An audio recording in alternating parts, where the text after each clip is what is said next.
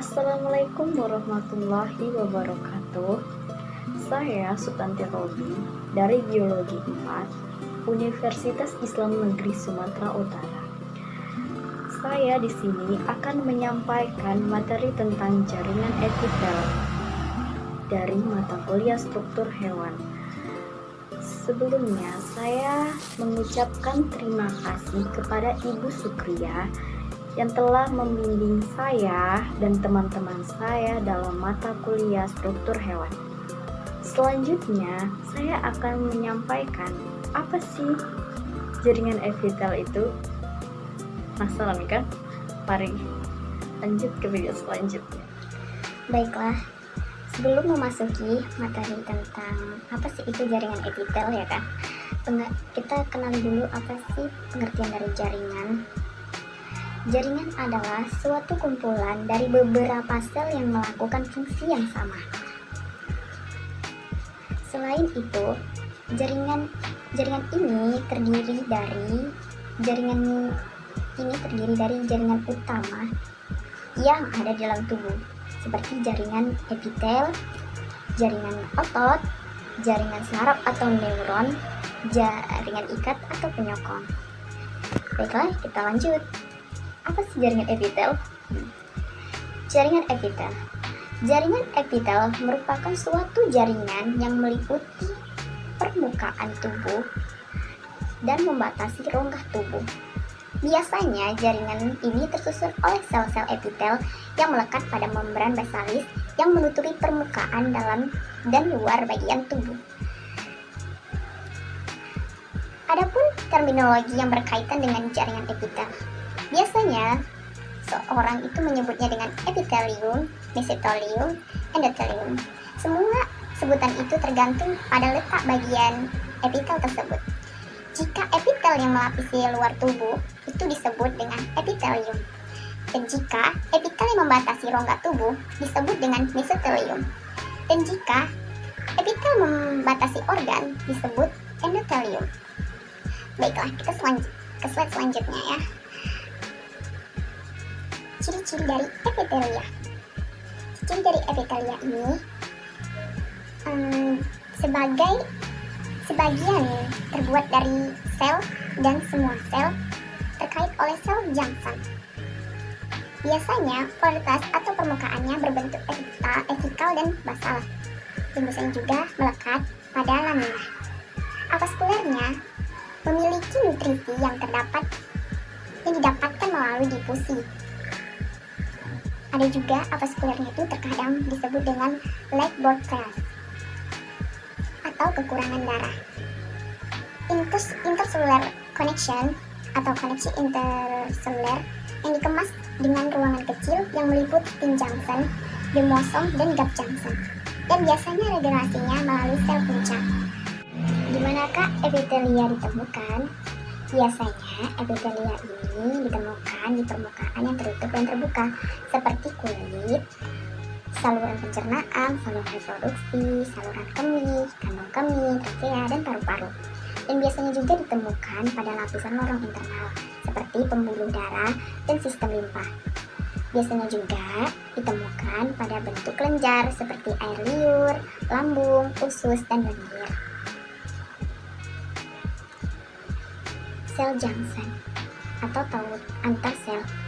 Biasanya sel Janssen ini adalah membran lateral sel epitel yang memiliki beberapa sel Janssen atau taut antar sel yang khusus dan berfungsi sebagai sekat atau mencegah aliran material antar sel atau taut kedap atau tin Janssen, dan biasanya sebagai tempat adesi atau taut adesif atau penambat adhesion junction dan juga sebagai kanal untuk komunikasi antar sel yang berdekatan atau celah atau gap junction.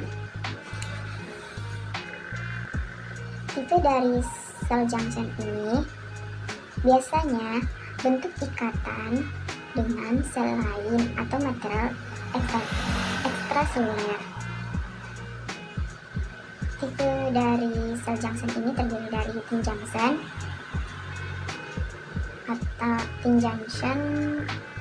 atau sel pembeku yang ketat yang tahan air dan juga menutup limbah dalam lumen. Dan ada juga tipe yang namanya gap junction. Biasanya ini disebut dengan a low rapid communication atau kesenjangan yang memungkinkan komunikasi cepat. Terus ada juga disebut dengan desmosomes atau desmosom biasanya dipanggil. Dia disebut juga T-cell together with their state atau satuan sel yang kekuatannya yang besar seperti paku keliling, seperti itu artinya. Ada lagi thin junction. Thin junction ini biasanya terdiri dari dua membran dan terkait dengan sabuk perekat pada jaringan terminal dan mencegah aliran air dan titik padat seperti asam, bakteri yang tertelan. Dan contohnya itu isolat limbah dan metabolisme produk sampingan di seluruh lumen. Ada lagi, ini gambar dari thin junction. Terus ada desmosos.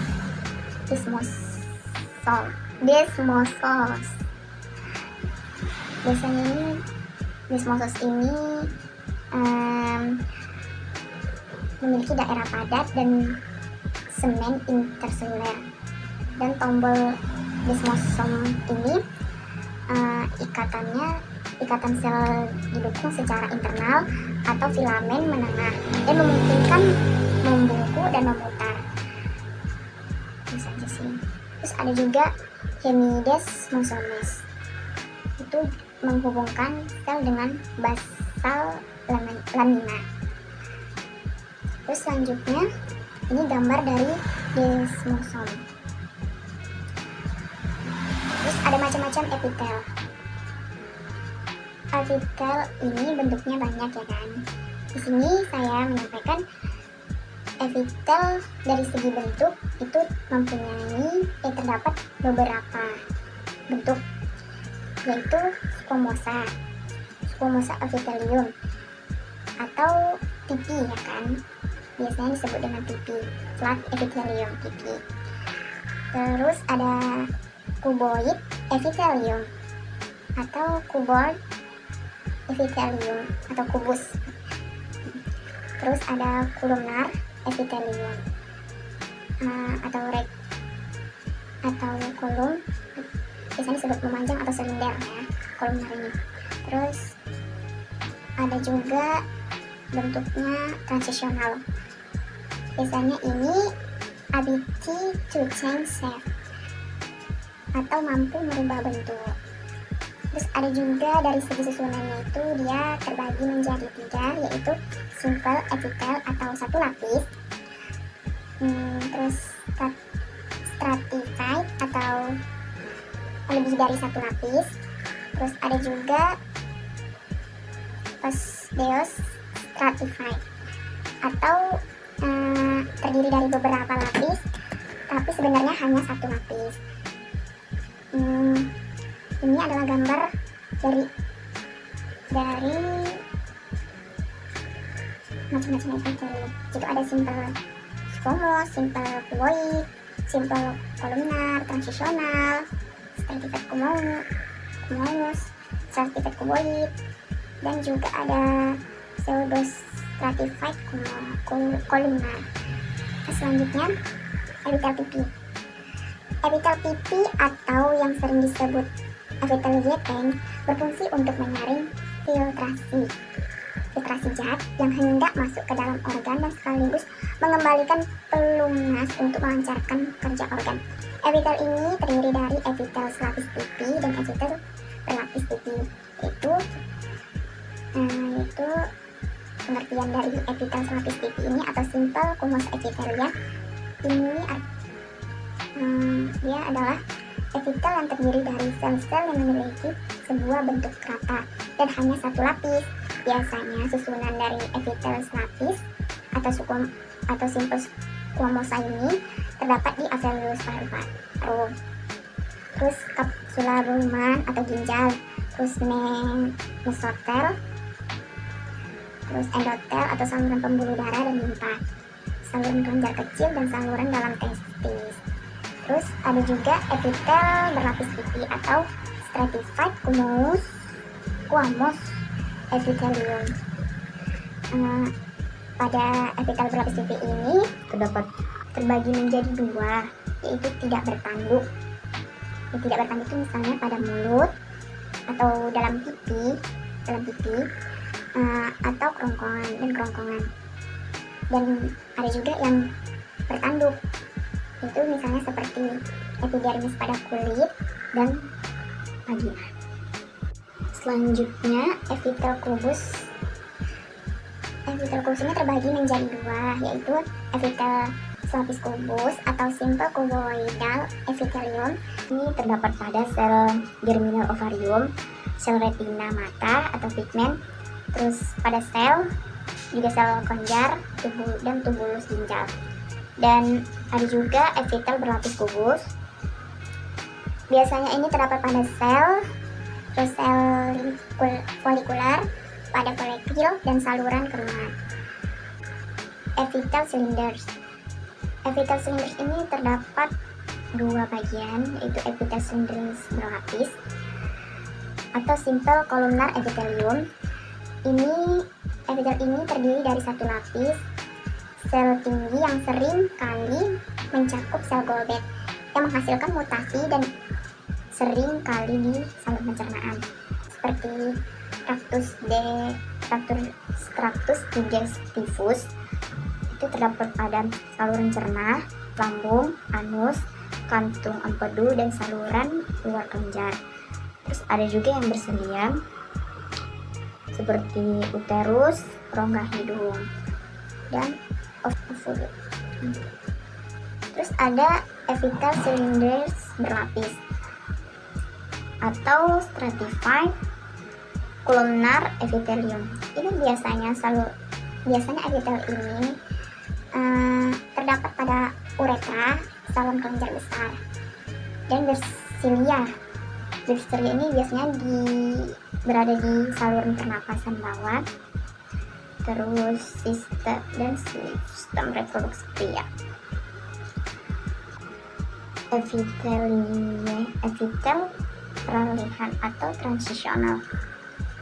Biasanya epitel ini terdapat pada epitel kubus berlapis, yaitu pada saat meregang menjadi epitel pipi berlapis yang lapisan selnya berkurang dan juga terlihat tinggi dan kelenturan sel yang bervariasi, misalnya pada ureter dan vesika urinaria.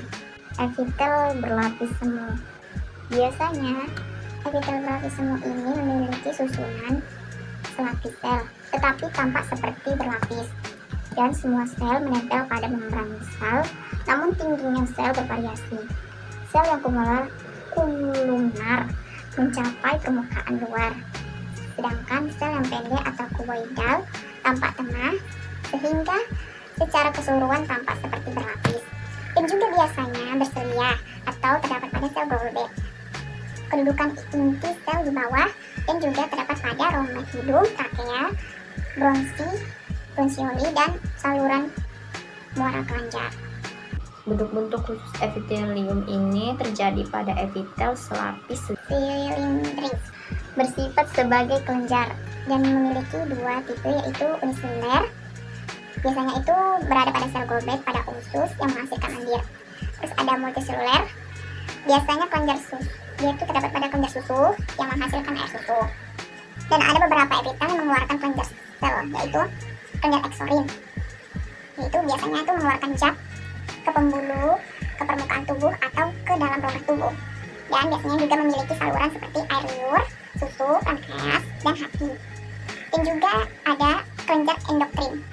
Kelenjar ini biasanya sekretnya ke dalam aliran darah dan juga disimpan di dalam sel sekret atau dalam folikel yang dikelilingi oleh sel sekret. Dan juga hormon berpergian ke organ target untuk mengikat respon. Dan juga tidak ada salurannya. Terus ada juga epitel berpigmen, misalnya itu pada mata atau retina ya.